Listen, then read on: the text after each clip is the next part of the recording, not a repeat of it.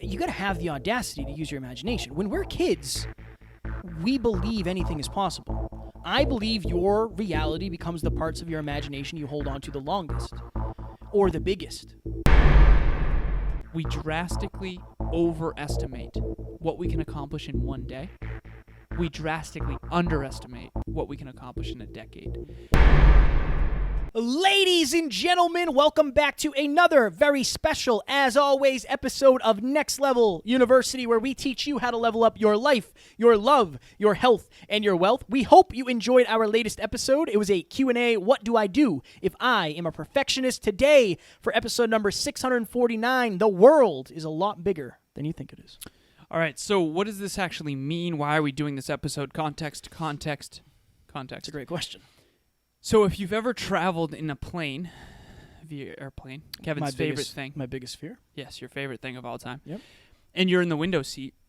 My second biggest fear. Flying over Boston, taking off, flying over Boston, looking down to my right at the whole city.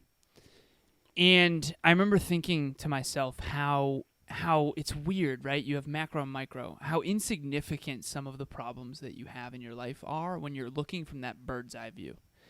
You know, because there's, I don't know, hundreds of thousands of planes, and there's thousands of cities, and there's hundreds of countries, and it's just, the world is a lot bigger than we realize. But what I've come to understand is that the world is kind of only as big as you are. And let me explain. Have you ever seen that meme on Instagram or on whatever, on social media, that there's a wall and there's a character who's standing on books to look to see over it? Basically, what the idea of that meme is that one person can't see over the wall because they don't read books, and the other person can see over the wall because they stacked the books to stand on. And I think we used to be the Hyperconscious podcast, and Hyperconscious, for those of you who are new listeners and don't know that, means acutely aware. I think that the more aware you become, the more of the world you can see, so the bigger your world is. I'll give you an example. So Kevin and I went fishing for Father's Day. Oh yeah, we spend every Father's Day together, and we went fishing actually back where I grew up. And I don't want to tell everybody this, but I have to. I feel obligated. I feel obligated. There were 13 fish caught. 13. Not that we kept count, but there was 13 fish caught exactly.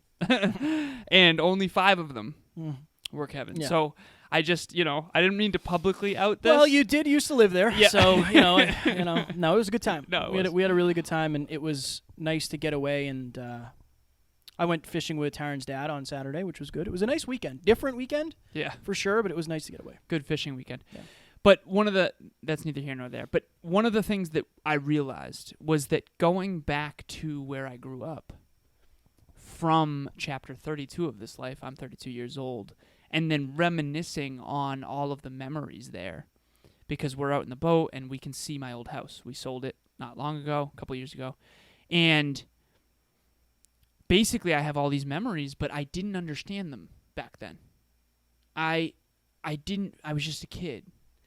And now, from this higher sense of awareness, I can kind of see the world differently. I feel like I live in a bigger world. Kevin and I also hung out with some of the neighbors that I used to spend time with. And I've come to realize this through speaking, coaching, interviewing people. It's almost like everyone sort of lives in their own little world, including me. But the world gets bigger as we become more and more and more aware. I know some people who do understand the global economy. I do. I feel like I have a pretty good understanding of how the global economy works, but I didn't always. And I think that it's really important for all of us to understand that awareness is going to be, eyesight is to what you can see, what awareness is to what you can understand. So Alan and I grew up in the same town, which is a coincidence for sure, or fate, depending on what you want to think. But I drove by my old house. And right. I literally forgot there was... So there's 2 streets that run parallel to one another, and there's a little cross street that connects them. I completely forgot that street was even there. Where did you live, man? I lived down... You want to know the exact street?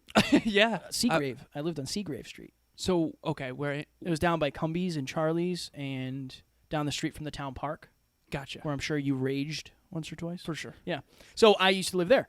And I literally, driving down the street, I remember the cracks in the road. I remembered, like, where to turn around the cracks in the road. I just remembered it was weird for me. This is Uxbridge, Massachusetts. Uxbridge, Massachusetts. Yeah, by the you've way. never heard of it, most likely. Yeah. It's okay. Don't worry. Yeah. But it's a weird feeling.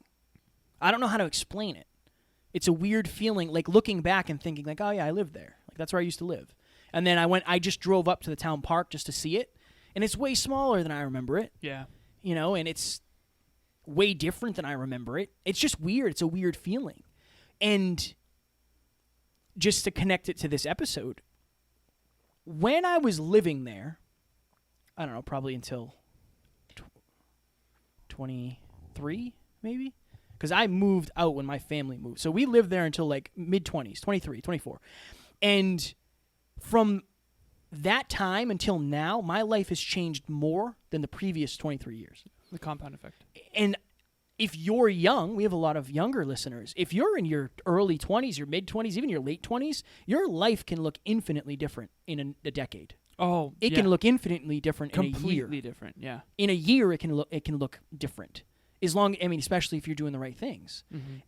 The opportunity that is out there for every single one of us is unimaginable. Unimaginable. I started listening to a Tony Robbins book, Money Master the Game. It's a great book if you're looking for investment tips, and honestly, if you want to become financially free, it's a great book. But he talks about in the beginning how at this point in my career, I've been heard by people in over 100 countries, and I was like, oh, we've been heard by people in over 100 countries. Mm-hmm. Like, that's so wild. It's so wild. Like, the world is a massive place, and the opportunity is massive. And sometimes I think we lose sight of how, number one, how much impact we can have.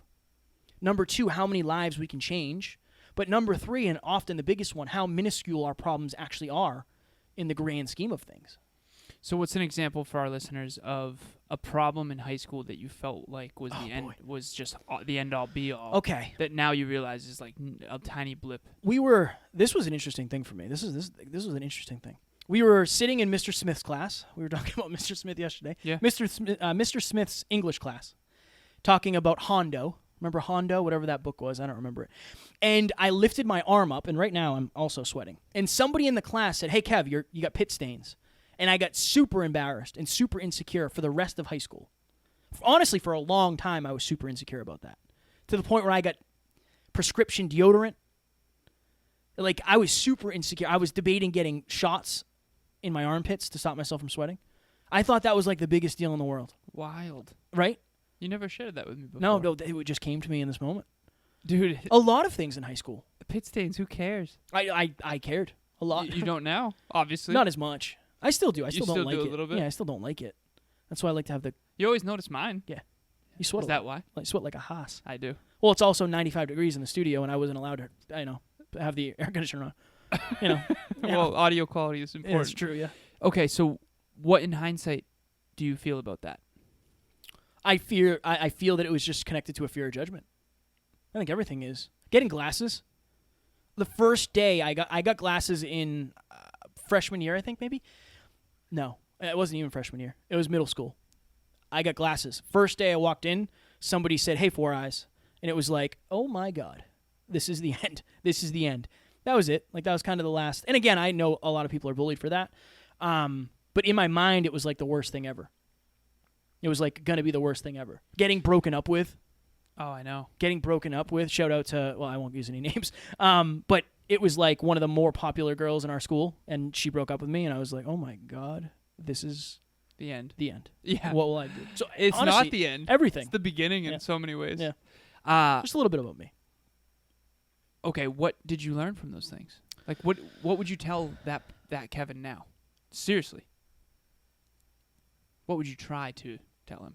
Everything matters now more than it ever will. Probably.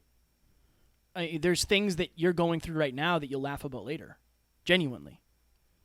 But only if you let yourself. It's kind of one of those things of like, hopefully what you're going through right now is the worst thing you'll ever go through. You know what I mean? Like if getting called Four Eyes was the worst thing that ever happened to me, I'd have a pretty damn good, solid life. That's what I would say. Like you're young. Like you have no idea what it's like to really face adversity yet. Unless you had a rough childhood. You know, like it's not that big of a deal. You're not even going to know these kids in 10 years. Most of them. Like they're going to go do their things. They're not going to remember who you are. Why don't people say that? I don't know. Maybe because I don't know. How many people I've seen people on Facebook and I was like, oh shit, yeah. I remember that person. We went to high school together. Yeah. Right? Like I don't want to say I'm not friendly, but I don't hang out with anybody I used to from high school. And I have nothing against them. We just went different ways. Right, of course. I'm out here doing the podcast thing. They're doing their thing. Like, but do they remember the time that I had pit stains? Oh, you had pit stains or asked the dumb question? Of course not. You know, probably not. I didn't know. Right. So I didn't know when you got broken up with. I don't even know what you're talking about. Well, By who? I'll tell you after. I can't tell you. We know this person. Okay, fair enough. You'd know if you guessed a couple times. We're not going to do it. Okay, we're not going to do it. No, but you Keep know. it anonymous. You know. All right, so the world is a lot bigger than you think it is. The point of this is that right now you have this perspective. Whether you're at chapter 32 or chapter 18 or chapter 25, your perspective will keep getting bigger as you do, as you grow. I think, okay, let's just do this for a second. You mentioned Tony Robbins. Tony Robbins has traveled all over the world. Yes. He's met people from all over the world. All over the world. He has a bigger perspective than we do. Yeah. And therefore his world is technically bigger than ours because he has more distinctions. He has more understandings. I remember hearing, this was actually him who said this, he said Eskimos have 12 different words for snow. So they're more intelligent and capable in the snow because we only have a couple words. Yeah. We got brown snow and yellow snow and regular snow. But apparently, why? Because they live in more snow. So I guess the thing that I would want everyone out there to contemplate is like, how small is your world? And I'll be honest, always, when I talk to somebody, I can kind of tell what their circle of concern is and how small their world is. And we all live in the same globe. That's not what I mean. What I mean is their circle of concern. A circle of concern is, what do you worry about? What are you concerned with? What do you think about? What are you focused on? So someone who, okay, extreme example, but Elon Musk trying to grow SpaceX to colonize Mars, he has a larger circle of concern than someone who is really, really super self-conscious about whether or not they look good in the mirror today. Yeah. I just think it's important to understand that the size of your world is almost the size of your growth, personal inner growth. Ladies and gentlemen, one of the biggest issues for our listeners that we've seen is not everybody has people in their corner trying to lift them to the next level, and even the people who are trying to help don't always know how. That's why Kevin and I created Next Level Group Coaching. It's a 3-month program on teams of 10 with all people committed to achieving their goals. Click the link in the show notes for more information. And we only take 10 people at a time, so make sure you get in quick. This is another thing, too, that blew my mind. I was listening, I don't know what book it was, but, okay, imagine this. Imagine one of the highest viewed things on television every year, I think, is the Super Bowl. Mm-hmm. I think it's pretty close. Yeah. And it's something like maybe 30 million people watch that. That's only 1/10 of the country. It's less now because there's more. 1/10 of the country. Right? So if there's 300 million people, that's 1/10. And that's just this country? Just this country. I don't remember. I think it was Mad Men. I've never seen Mad Men. I think it was one of the highest viewed shows on television. And it was something like 7 million people. Like a month or something. Like 7 million. It's like not that many. You know? Like think about that. I know, it's wild. The best show in television had 10 million viewers. And there's 7.5 almost billion people. Right. I don't know what that planet. percentage is. I don't know if we can fully... that's the thing. It's almost like your world is as big as what your personal growth will allow you to wrap your head around. And what your imagination will. Yeah. What will your imagination allow you... Like I always say, you got to have the audacity to use your imagination. When we're kids, we believe anything is possible. I believe your reality becomes the parts of your imagination you hold on to the longest or the biggest. Do you think the reason kids have such big imaginations is because it's almost like they know so little that they are okay with using their imagination. Whereas it's almost like this weird tipping point happens where all of a sudden you start to actually gain higher and higher awareness, and eventually you start to think more realistically. I think it's because you start to get hurt. I think it's that, and it's the fact that there's no reference. There's no reference of like, if this happens, then this happens. Nothing's real when you're a kid. Like, you live in your imagination. You know what I mean? Like when you're playing cars, it's like, obviously I'm moving the car, and I'm the one making the noise. I used to love wrestling. I used to be like a huge wrestling fan. And I had these, I don't even know what, they were like stuffed wrestling dolls. Like I had Hulk Hogan, the Ultimate Warrior, who obviously was jacked. Mark and I used to play with Hulk Hogan. Yeah. He was like the big stuffed animal. We would wrestle that's him. all imagination. Yeah. Like, this isn't real. Yeah, this is all imagination. Hulk Hogan, yeah. And I think that when you're a kid, you don't know what it's going to take. You have no concept. No, that's what I mean. It's almost like now that there's no downside. There's no downside to saying like, I'm going to be an astronaut. Like, hell yeah, do that. Yeah. And then you realize like, or things change. It's like, look, I'm not. What does that mean? Like, I could go to space? Like, no. No. That's not what I'm in this for. But I've seen Armageddon. Yeah, right, right. Yeah, I just think it's. I don't know. Did you cry? Oh yeah. That's one of my favorite movies. Yeah, it's great. It's one of my favorite movies of all time. Excellent movie. Yeah. We really went off the rails. We have. Your world is much bigger than you think it is. When we're kids, the whole world. Okay, so you went by your old house. Yeah. And you saw a park that you used to think was huge, right? Yeah. Okay. We went to one of my neighbors to go fishing yesterday. And that's why we were both in Uxbridge, by the way. Yeah. Even though right now we're in Worcester. Okay. Which is 30 minutes north of there, for anyone who has no concept of where we're geographically talking about. Maybe 0.0001% geographically. Most people don't know what that means either. It's a throwback to Hyperconscious opening. Things are weird. Yeah, it is. And I told you that I went to the old sandpit that I used to play in as a kid, talking about kids and their imagination. I went and I was like, pretty small. This is like a little anthill. I used to think this was a mountain. Yeah. There was a tree in my backyard that me and my neighbor, Chris, when we were like 7, used to call Mount Washington. It was a tree down. There was like a tree down. Like a big tree. Mount Washington. Yeah. And then we had Blueberry Hill. It was blueberry dirt pile, for sure. It's interesting because when you're a kid, everything seems big.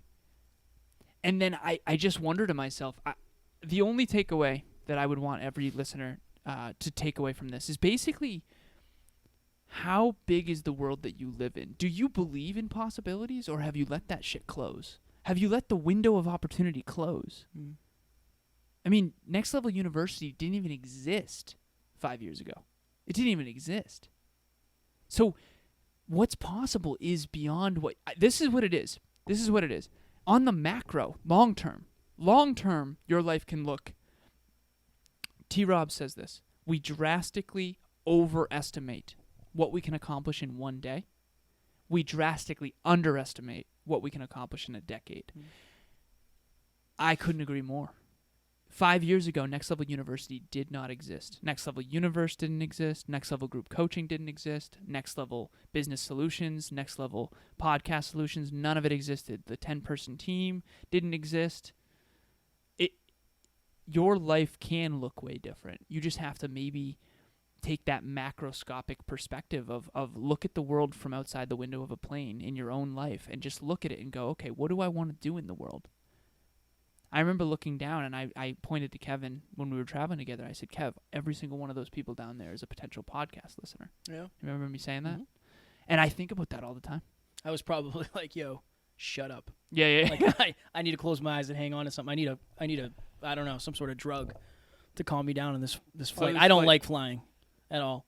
I had a moment. I was talking to Taryn before bed. I don't know if it was last night or the night before. And I was like, babe, you know what's so weird? We've been listened to in 100 countries. Like, if you told me that 5 years ago, I would have been like, not a chance. Like, how many countries even are there? You know what I mean? I would have been... I think it's like 200 or something like that. I think we did it. I think there's 184. Yeah. But I could be way off. But it's just weird. That like, I told you, oh, we have Dave Meltzer as a mentor. Like, that's weird to me. That's weird. It's all very weird. Like, my reality now is very strange to me. I get paid to talk, kind of. Like, we get paid to give a speech, right? I get paid more in an hour than I've ever made in my entire life. Weird. Mm-hmm. But that's only because the world is big. And we are chasing, like, we're trying to figure out exactly how big it is and how big we can make this. You have to have the audacity to, like, really shoot. Yeah. Because then things start to get, like, weird. Like, in a good way. Like, imagine if you thought to yourself, and I know you knew all this was going to happen because you reverse engineered it, but I don't think most people are that way. Imagine if you decided one day, so we have several people on the team who have podcasts. Imagine if they decided, you know what? I'm going to make this thing the biggest show in the world. Like, I'm going to make this show the biggest show in the world, the biggest show that I can possibly make it. And then they got listened to in 10 countries, 20 countries, 30 countries, 40 countries, 50 countries. Right? 5,000 listens, 10,000, 20,000, 30,000, 40,000, 50,000. Like, it gets weird because it's like, oh, shit, this is working. Like, this is really turning into something. You know, it's just weird. It's weird for me. But it's only because you got to be willing to shoot. You got to be willing. You're never going to score 100 points in a game if you don't shoot 50 times. Right. Right? It's just not going to happen. And you're going to have misses, of course. For sure. You're going to have misses. But regularly. Yeah, but you're also going to have wins regularly. What's the batting average for the Hall of Fame? Isn't it like 300? There isn't. You don't have to have a certain one, but anywhere from probably 270 to, like 270. You can get in with a 270. You can get into the Hall of Fame with a 270. Yeah, they go by like home runs and out of RBIs. 10 pitches, how many, or 10 at bats, how many do you typically get a hit? I mean, that's 2.7 out of 10. Right. Yeah. So you miss. Yeah, basically 3/4. 3/4 of. If you miss 3/4, like, you can still be pretty successful. I think that's the best analogy. If you hit half, you're the best ever.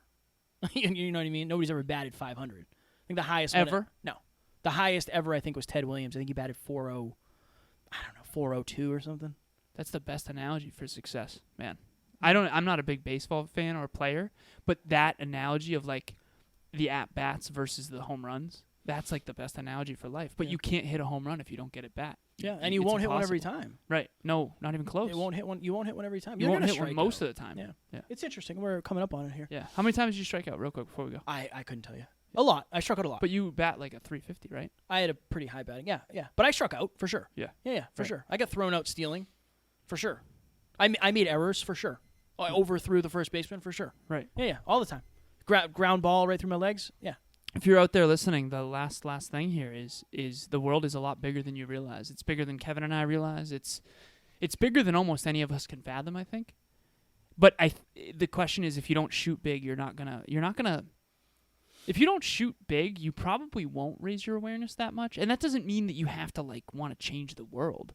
What it means is you gotta decide to aim high in something. That's all I'm asking. Aim high in something, and I guarantee you'll get farther than you did if you didn't. That's what, as coaches, we're doing is pushing you to aim higher. Yeah. I had a client who said, I don't really know about monetizing my show. Like, I don't really know if I can do it. And I was like, we can get you a client like this week. She got a client that week. Now, it doesn't work like that all the time. Right. But what if we didn't set the goal? If we didn't set the goal to get the client, if I didn't say, hey, this is possible, right? Like, you have actually a really good amount of listens. Like, you can definitely get a client. I think sometimes, going back to the family episode, you need somebody to instill the belief in you that you might not have yet. For sure. So if you're looking for coaching, podcast or business, Jeff and Jeff. For sure. Also, if you're looking for a like-minded community of people who will support your goals and dreams. Okay. Burn it. And that's that. People who will support your goals and dreams and who will help you aim higher and stay accountable, who will help you aim higher and hit. Yeah, exactly. People do not fail in life because they aim too high and miss. It's because they aim too low and hit. It's a Les Brown quote. I knew that. Next Level Nation. Go to the link in the show notes below. Join us in Next Level Nation. You're going to get updates on book club and all the things we got going on at NLU. There's a lot more value in there than this podcast is unbelievable, I believe. But in there's even more value behind the scenes. You'll meet the team. You'll meet Kevin and myself, all that. And we have a bunch of, we have courses that we're going to be releasing soon. We have a lot of things coming down the pipeline at NLU. And again, we're grateful because we couldn't do it without you guys. As always, We do not have fans. We have family. We will talk to you on Sunday. Talk to you soon. Bye.